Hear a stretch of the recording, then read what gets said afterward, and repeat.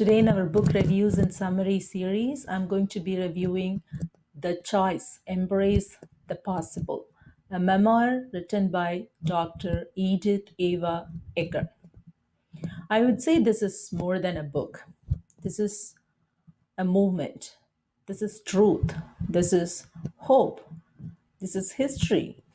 In fact, this is a lesson to be taught in our history classes. We always teach history from the political authorities' point of view. History is not just dates and events. We sometimes oversimplify the human atrocities in few words: war, Holocaust, and slavery. But our children needs to know how these words, these events, and the decisions made by the political authorities affected normal people's life, how it reflected on their bodies, their minds, even in the next generation, is what we need to teach our children. So, my humble request to all history teachers out there, in fact, to all teachers from a middle school level onwards, is please buy one or two copies of this book and keep it in your classroom library collection. Even if you can't do that, at least order one or two copies for your school library. Even if we can't include this or incorporate this in the curriculum, let's at least expose our kids to this knowledge, to this wisdom. And also, I request all the parents, please recommend this kind of books to your children. Please share this video with them. Please try to check your local library for the availability of this book, or if you can afford it, buy this book and give it as a gift to your children and to their friends. And even if you can't do that, even if you can't afford that, try to find the video summary of this book and share it with your children. We need to pass on this knowledge, this wisdom to our next generation. This book was written by a 90-year-old woman. She's not a millionaire, she's not a movie star, she's not a celebrity. Let me give you a one liner about this book, this woman.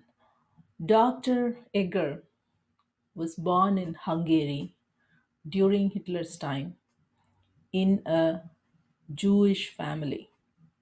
I hope that says it all. Yes, she is a survivor of Holocaust. She was a prisoner in Hitler's concentration camp. In this book, she explains about her happy childhood, the changes happened in the political atmosphere and how it affected her life and her family.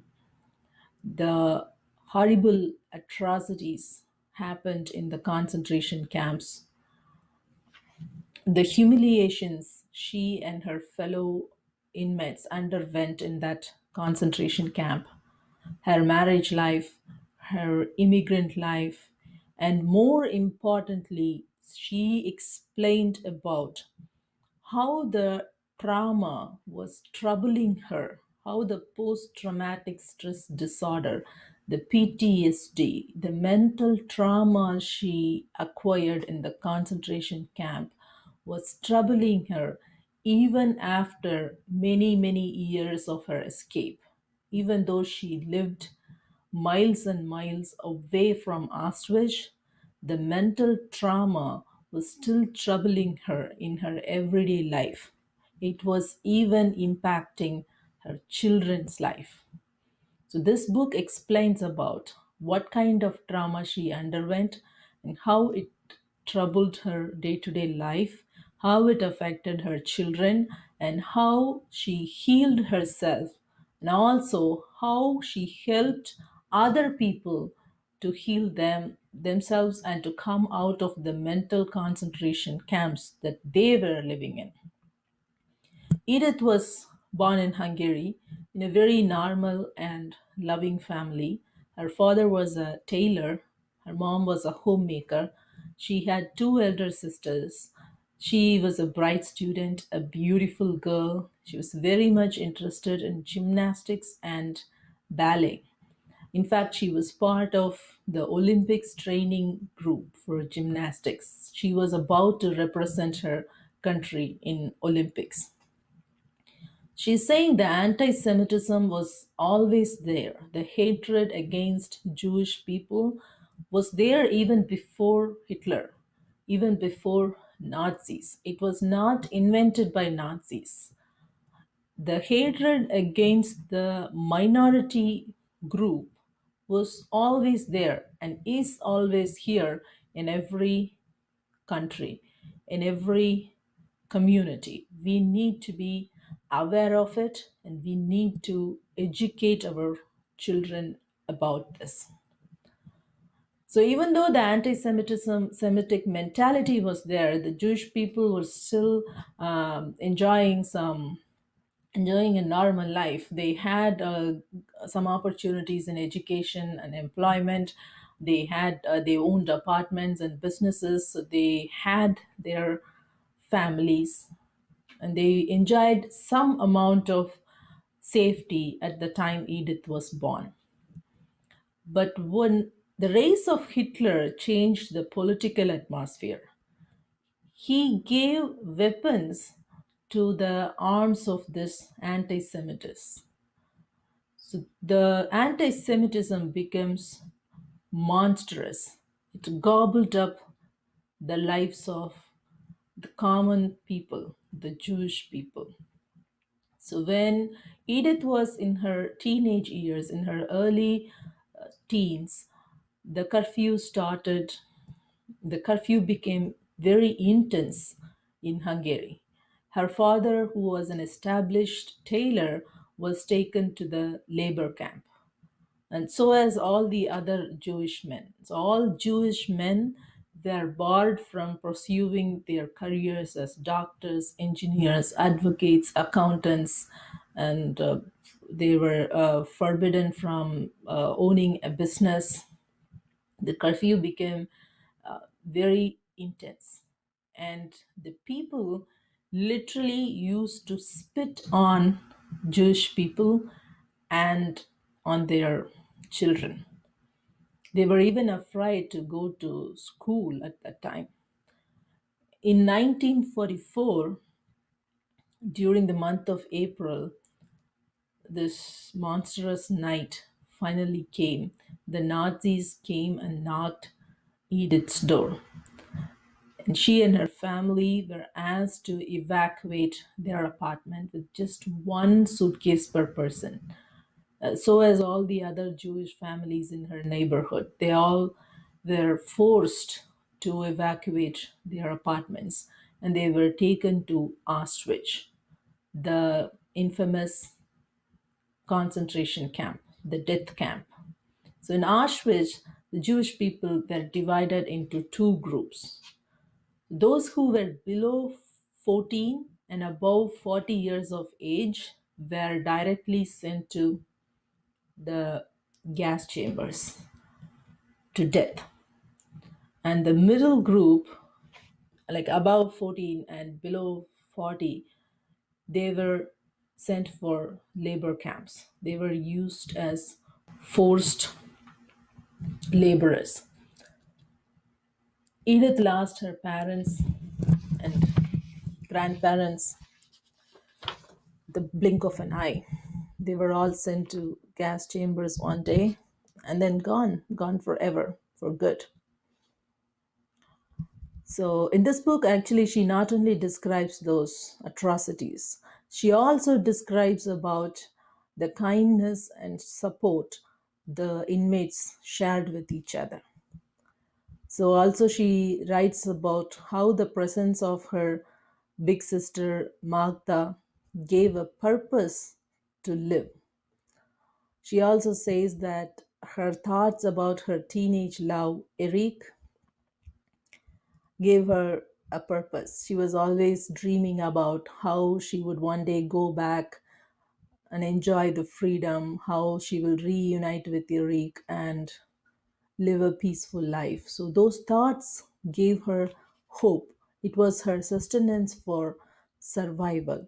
She advises all of us to find a purpose beyond ourself or beyond bigger than our life. She says that this will help us come out of the pains, come out of the mental concentration camps that we are living in. This book gives us two important life lessons.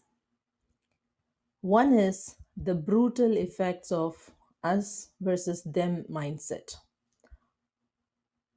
We all we all engage in such kind of conversation when we mingle with the so called our people. We always talk about the others.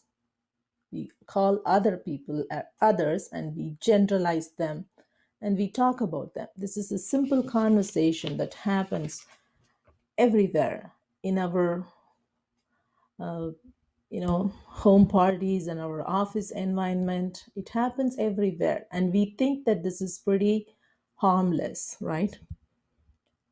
So this same mindset, us versus them mindset, the harmless mindset, was used by the political authorities to create and spread enmity. They used the propaganda machine to portray the minority people as demons. And they walked to the thrones over the dead bodies of these minority people. We need to be aware of this. We need to educate our children about the end result of this simple us versus them mindset, about the destructive nature of this mindset. And the second important lesson is she says victimhood and victimization are not the same. All people might have undergone some kind of abuse or humiliation or bullying in one or other form at some point in life, right? But some of us may still be clinging on to that situation. Some of us may still be struggling to come out of that trauma, to come out of that shame and guilt.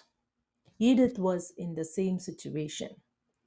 She says that she never spoke about that death camp experience to anyone, not even to her children, not even to her friends, not in the workplace, not with her classmates when she was living in America, and not she did not even discuss it with Magda, who was her fellow prisoner once, because she always was struggling with shame and guilt, even though it was not her fault. Hitler chose her destiny. The collective human stupidity sent her to that concentration camp. She was a victim. She had no other option. She had to be there. She had to do that. She had to undergo that. Even though she was well aware of all this, she was not able to come out of that shame and guilt. The trauma was severely impacting her, it infected her. She explains a horrible horrible situation. She says that when she was living in Chicago, one day her second daughter was playing with her American friend. So the second daughter, she never visited Germany. She never visited Hungary. She was born in US and raised in US. So once when she was playing with her American friend, she heard the police siren on the street. As soon as she heard the siren, that little girl covered her head and hid under the sofa. Actually, the American friend thought that this is some kind of pretend play and she was laughing about it. But Edith knows that this kid inherited the trauma from her. So whenever Edith heard the police siren or whenever she saw the police uniform, even though she was living miles and miles away from Auschwitz, even though Hitler was dead, even though she is completely away, completely physically out of that horrible situation, She could not mentally come out of it. So the sight of police uniform, the siren, the noise of siren always took her back to that concentration camp.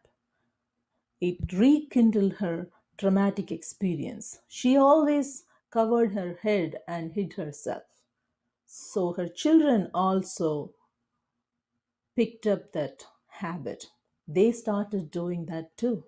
That's how horrible, that's how dangerous this PTSD was, this trauma was.